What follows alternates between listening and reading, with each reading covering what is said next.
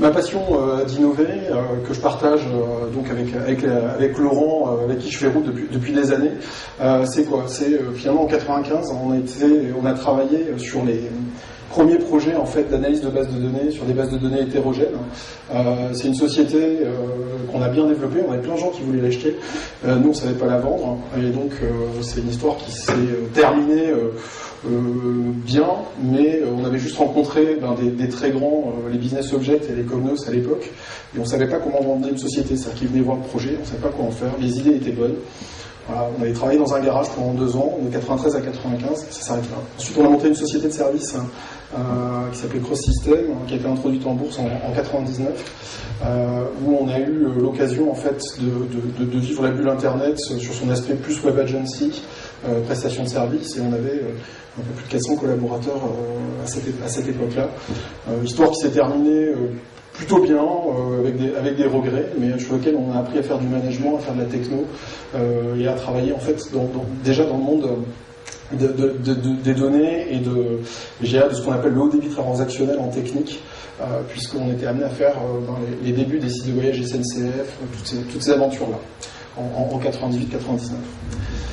Plus récemment, en fait, on a un projet qui a démarré donc en 2005 qui s'appelle Isance, qui est dirigé aujourd'hui par Laurent, qui est un projet qui est autour du cloud computing, et qui fait en fait de Isance un des leaders du cloud computing en France, si ce n'est même en Europe, puisque les gens d'Amazon, qui sont des fournisseurs dans le cloud computing, viennent nous voir assez souvent pour savoir comment est-ce qu'on avance dans ce domaine-là.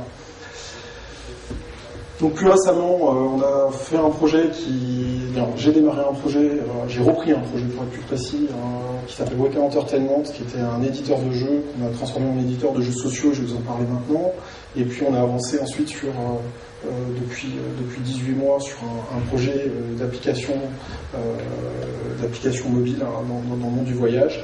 Et puis là, pour les prochaines années, on a posé quelques marqueurs dans le monde des moteurs de recommandation sociaux, c'est-à-dire comment est-ce qu'on fait du e-commerce social, et dans le monde de la Connected TV plus récemment. Alors, qu'est-ce qui nous anime? Qu'est-ce qui m'anime? Moi, ce qui m'intéresse là-dedans, c'est finalement de prendre des éléments qu'on ne connaît pas. C'est de découvrir un marché. Ça veut dire quoi, découvrir un marché? C'est prendre des feuilles blanches et dire qu'est-ce qui est en face de nous. Comment va être le monde du jeu vidéo dans les prochaines années? Comment ça va se passer? Comment va être le monde du voyage dans les prochaines années? Je trouve intéressant aussi, quand on est dans le monde de l'innovation, en tout cas pour ma partie, c'est d'être sur des marchés qui sont naturellement en croissance. C'est-à-dire que c'est intéressant d'être sur des marchés sur lesquels il y a déjà du potentiel, sur lesquels il y a déjà de la dynamique, parce que ça évite de se retrouver à lutter contre des acteurs qui sont déjà dans une situation peut-être délicate. Ce qui est intéressant aussi, c'est évidemment c'est la rupture technologique ou la rupture fonctionnelle. Il est évident que dans le monde du jeu, on a une rupture fonctionnelle absolument fantastique, qui est le social graph offert par Facebook.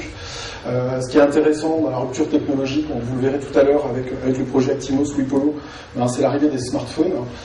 C'était pas possible sans les smartphones, et on a commencé d'ailleurs ce projet-là à ce moment-là. J'ai un raisonnement qui est d'être toujours indépendant vis-à-vis de l'industrie. C'est que depuis 15 ans que je travaille, je suis jamais rentré dans les industries dans lesquelles je travaillais. Je ne connais pas les gens qui y sont. J'en fais pas un point de business. Je ne souhaite pas, j'allais dire, travailler avec et comprendre comment ces gens sont organisés, rentrer dans leur organisation. Ce qui m'intéresse, c'est le business en tant que tel. Quels en sont les acteurs, quelle est la chaîne de valeur. Rencontrer évidemment ces acteurs, mais ce n'est pas des gens à qui j'entretiens par exemple une relation suivie année après année. Pourquoi? Parce que ça permet de garder l'esprit libre sur comment aborder chacun de ces marchés. J'ai un vrai intérêt aussi au management d'équipe. Ce qui est intéressant, c'est de rencontrer des gens intelligents, des gens créatifs, des gens motivés, et que finalement, ça c'est tous les jours pour moi, c'est un vrai bonheur, quel que soit le projet sur lequel je travaille. Sur le point du risque, rapidement, il s'avère que j'aime bien ça, si ce n'est même j'adore ça. C'est-à-dire que je trouve que c'est finalement des choses très risquées, ça existe très très rarement.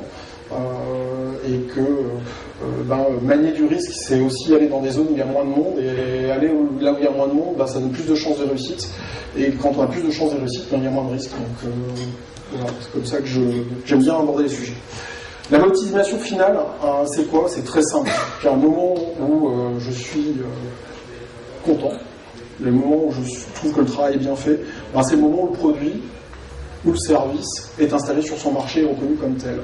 Et j'allais dire, c'est un peu le moment où généralement dans les projets que je mène, je passe la main à d'autres.